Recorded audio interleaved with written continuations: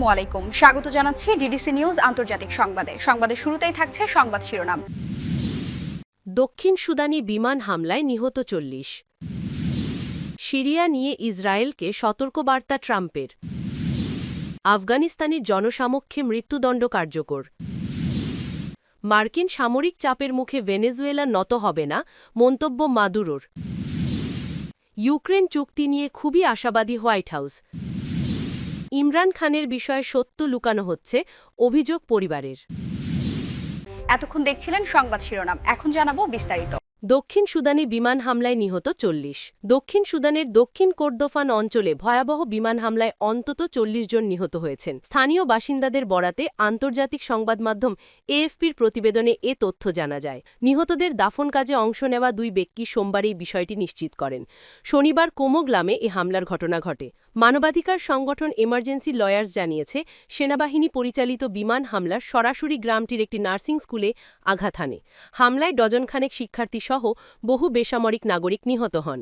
হেইবান গ্রামের বাসিন্দা কাফি কালু বলেন, বিমান হামলার খবর পেয়ে সেখানে যাই, গিয়ে দেখি নার্সিং স্কুলে আগুন জ্বলছে। সবাই আগুন নেভানোর চেষ্টা করছে এবং লাশ দাফন করছে। প্রায় ৪০ জনকে কবর দিতে হয়েছে। আরেক বাসিন্দা টিহি ইসা জানান, আমরা ৪০টিরও বেশি কবর খুঁড়েছি। ঘটনাটি ছিল খুবই মর্মান্তিক। তবে নাম প্রকাশ না করার শর্তে এক সেনাবাহিনী কর্মকর্তা দাবি করেন, সেনাবাহিনী কখনও বেসামরিক মানুষকে লক্ষ্য করে হামলা চালায় না। যদিও ২০২৩ সালের এপ্রিল থেকে চলমান সংঘাতে সেনাবাহিনীর হামলায় বারবার সাধারণ মানুষের প্রাণহানির অভিযোগ উঠছে। দক্ষিণ সুদানে আধা সামরিক বাহিনীর র্যাপিড সাপোর্ট ফোর্সেস এইচআরএসএফ এবং তাদের মিত্র সুদান পিপলস লিবারেশন মুভমেন্ট বর্তমানে দারফুর এবং দক্ষিণ কোর্দোফানের বড় অংশ নিয়ন্ত্রণে রেখেছে। গুরুত্বপূর্ণ মহাসড়কের নিয়ন্ত্রণ ফিরে পেতে তীব্র লড়াই চলছে সেনাবাহিনী এবং আরএসএফের মধ্যে।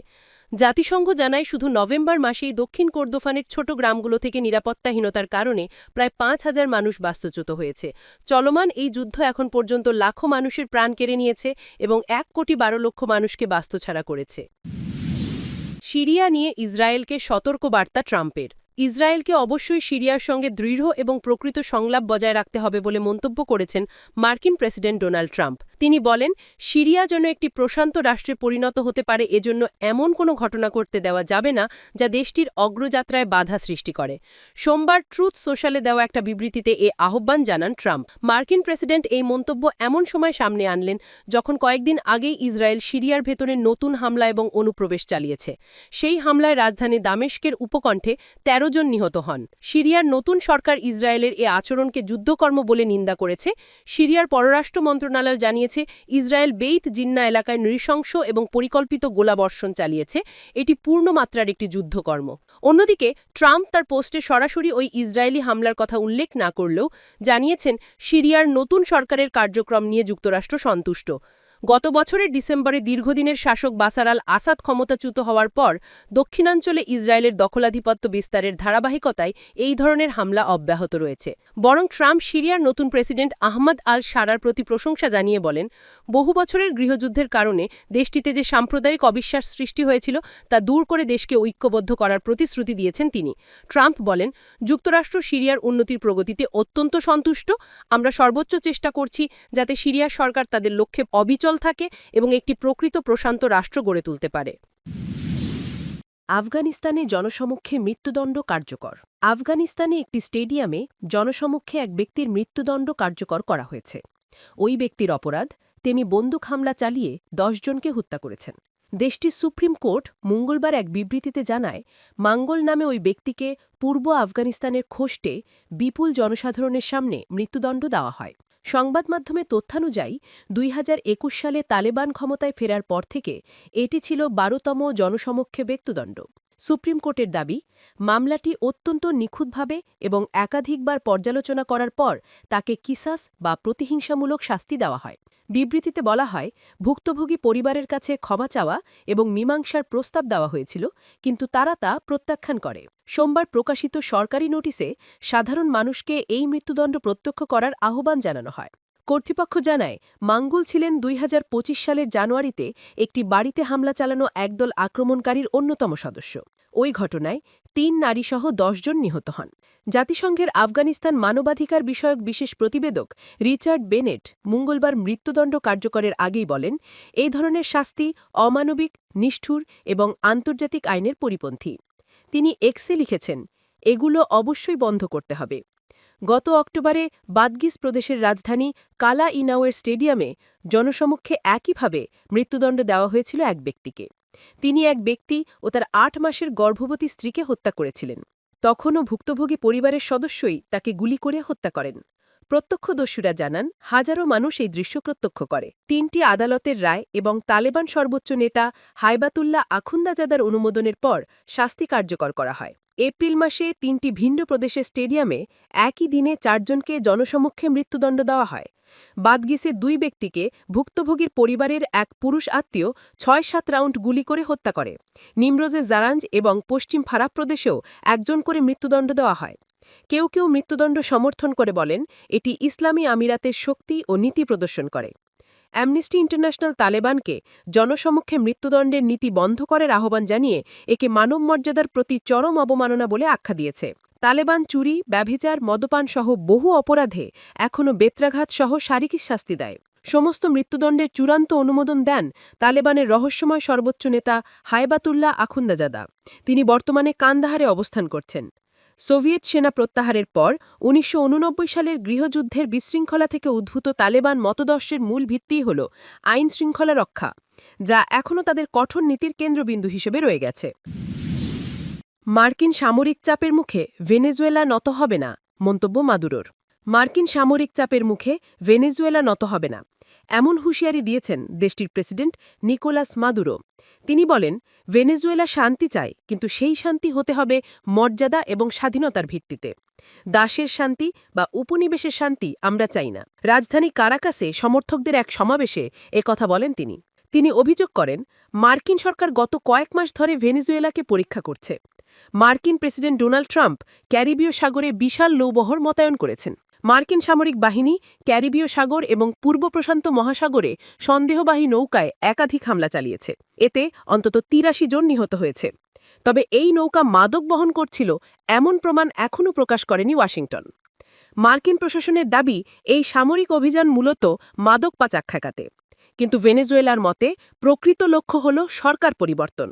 তাই মাদুরো নিজেও দেশে সামরিক প্রস্তুতি বাড়ানোর নির্দেশ দিয়েছেন। তিনি বলেন, ২২ সপ্তাহ ধরে আমাদের ওপর এক ধরনের মানসিক চাপ তৈরি করা হয়েছে, কিন্তু ভেনেজুয়েলার মানুষ দেশকে রক্ষা করার সংকল্প দেখিয়েছে।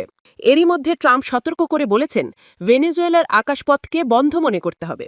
এটা অনেকের কাছে সম্ভাব্য সামরিক হামলার ইঙ্গিত বলে মনে হচ্ছে। ট্রাম্প দাবি করেন, তিনি সম্প্রতি প্রথমবার মাদুরোর সাথে ফোনে কথা বলেছেন, যদিও বিস্তারিত জানাননি। মাদুরো জানিয়েছেন, তিনি আলোচনায় আগ্রহী, তবে সমৃদ্ধি নিয়ে কোনো আপোষ নয়। সোমবার কারাকাসে শত শত মানুষ মিছিল করে যুক্তরাষ্ট্রের হুমকির বিরুদ্ধে প্রতিবাদ জানায়। তারা শান্তি চাইলেও দেশে স্বাধীনতা রক্ষার প্রতিশ্রুতি ব্যক্ত করে। ইউক্রেন চুক্তি নিয়ে খুবই আশাবাদী হয়কান্স। রুশ ইউক্রেন যুদ্ধ অবসানের চুক্তির সম্ভাবনা নিয়ে হোয়াইট হাউস আশাবাদ ব্যক্ত করেছে। সোমবার ১ ডিসেম্বর হোয়াইট হাউস বলেছে, চুক্তির ব্যাপারে তারা খুবই আশাবাদী। এদিকে একই সময়ে আমেরিকান দূত স্টিভ উইটকফ রুশ প্রেসিডেন্ট ভ্লাদিমির পুতিনের সাথে আলোচনায় অংশ নিতে মস্কো যাচ্ছেন। হোয়াইট হাউসের প্রেস সেক্রেটারি ক্যারোলিন লেভিট সাংবাদিকদের বলেন, প্রশাসনকে খুবই আশাবাদী বলে মনে হচ্ছে। তিনি জানান, প্রেসিডেন্ট ডোনাল্ড ট্রাম্প ও তার দল এ প্রচেষ্টায় কঠোর পরিশ্রম করছেন এবং তারা সত্যিই চান এই যুদ্ধের অবসান ঘটুক। তিনি আরও বলেন, ঠিক গতকালই তারা ফ্লোরিডাতে ইউক্রেনীয়দের সাথে খুব ভালো আলোচনা করেছেন। আর এখন বিশেষ দূত উইটকফ রাশিয়ার পথে রয়েছেন। ট্রাম্পের ব্যবসায়িক বন্ধু এবং তার বিশ্বব্যাপী সমস্যা সমাধানে নিয়োজিত স্টিভ উইটকফ পররাষ্ট্রমন্ত্রী মার্কো রুবিও সহ রবি এবং সোমবার ইউক্রেনীয় আলোচকদের সাথে বৈঠক করেন। ইউক্রেনীয় আলোচক রুস্তেম উমেরভ বলেন, আলোচনায় উল্লেখযোগ্য অগ্রগতি হয়েছে, তবে কিছু বিষয় এখনও অমীমাংসিত রয়ে গেছে। প্রেসিডেন্ট ভলোডিমির জেলেনস্কি ট্রাম্পকে বিরক্ত না করার ব্যাপারে সতর্ক চেষ্টায় থাকলেও ইউক্রেনের ভূখণ্ড রাশিয়ার হাতে ছেড়ে দেওয়ার বিষয়ে যুক্তরাষ্ট্রের প্রস্তাব প্রত্যাখ্যান করেছেন। ১ সপ্তাহ আগে ইউক্রেনকে না জানিয়েই জেনেভায় একটি যুক্তরাষ্ট্রীয় পরিকল্পনা তুলে ধরা হয়েছিল। সেই পরিকল্পনা অনুযায়ী কিয়েভকে তাদের পূর্বাঞ্চলের দোনেৎস্ক এলাকা থেকে সরে যেতে বলা হয়। পাশাপাশি দোনেৎস্ক, ক্রিমিয়া ও লুহান্স্ক এলাকাকে রাশিয়ার অংশ হিসেবে স্বীকৃতি দেবে বলেও জানায় যুক্তরাষ্ট্র। এর বিনিময়ে যুক্তরাষ্ট্র ইউক্রেনকে এক ধরনের নিশ্চয়তা দেবে, তবে এই সব পদক্ষেপ ইউক্রেনের ন্যাটোতে যোগদানের আকাঙ্ক্ষা পূরণের ক্ষেত্রে যথেষ্ট হবে না। ন্যাটো এমন একটি মিলিটারি জোট যেখানে একজনের উপর আক্রমণ মানে সবার উপর আক্রমণ। কিয়েভ ও ইউরোপের সমালোচনার পর ওয়াশিংটন মূল পরিকল্পনায় কিছুটা পরিবর্তন এনেছে, তবে বর্তমান প্রস্তাবের বিষয়বস্তু এখনও পরিষ্কার নয়। ইমরান খানের বিষয়ে সত্য লুকানো হচ্ছে, অভিযোগ পরিবারের। পাকিস্তানের প্রাক্তন প্রধানমন্ত্রী ও পাকিস্তান তেহরিকে ইনসাফের প্রতিষ্ঠাতা ইমরান খানের বিষয়ে কারা কর্তৃপক্ষ সত্য লুকাচ্ছেন বলে অভিযোগ তুলেছেন পরিবারের সদস্যরা। তারা বার্তা সংস্থা রয়টার্সকে বলছেন, ৩ সপ্তাহের বেশি সময় ধরে মিস্টার খানের সাথে তার স্বজন ও দলীয় কর্মীর দেখা করতে দেওয়া হচ্ছে না। এর মধ্যে গুজব ছড়িয়ে পড়েছে যে তাকে অন্য কারাগারে স্থানান্তর করা হচ্ছে। এমনকি তিনি মারা গিয়েছেন এমন গুজবও ছড়াতে দেখা গেছে। যদিও কারা কর্তৃপক্ষ জানিয়েছে যে ইমরান খান সুস্থ আছেন, কিন্তু কয়েক সপ্তাহ কথা না হওয়ায় বাবার নিরাপত্তা নিয়ে শঙ্কা প্রকাশ করেছেন ইমরান খানের ছেলেরা। আপনার বাবা নিরাপদ, আহত, এমনকি বেঁচে আছেন কিনা তা না জানা এক ধরনের মানসিক নির্যাতন, রয়টার্সকে বলেন ইমরান খানের ছেলে কাসিম খান। তার অবস্থা সম্পর্কে আমাদের কাছে সঠিক কোনো তথ্য নেই। আমাদের সবচেয়ে বড় ভয় হল আমাদের কাছ থেকে এমন কিছু লুকানো হচ্ছে যা অপরিবর্তনীয়, বলেছেন কাসিম খান। তিনি আরও বলেন, পরিবারের সদস্যরা বারবার ইমরান খানের ব্যক্তিগত চিকিৎসককে তার সাথে দেখা করতে দেওয়ার অনুরোধ চেয়েছে, কিন্তু 1 বছরের বেশি সময় ধরে তাকে অনুমতি দেওয়া হচ্ছে না। পাকিস্তানের স্বরাষ্ট্র মন্ত্রণালয় এ বিষয়ে সরাসরি কোনো মন্তব্য করতে রাজি নয়। তবে নাম প্রকাশ না করার শর্তে একজন কারা কর্মকর্তা রয়টার্সকে বলেন, ইমরান খান সুস্থ আছেন এবং অন্য কোনো কারাগারে স্থানান্তরের পরিকল্পনা সম্পর্কে তারা অবগত নন।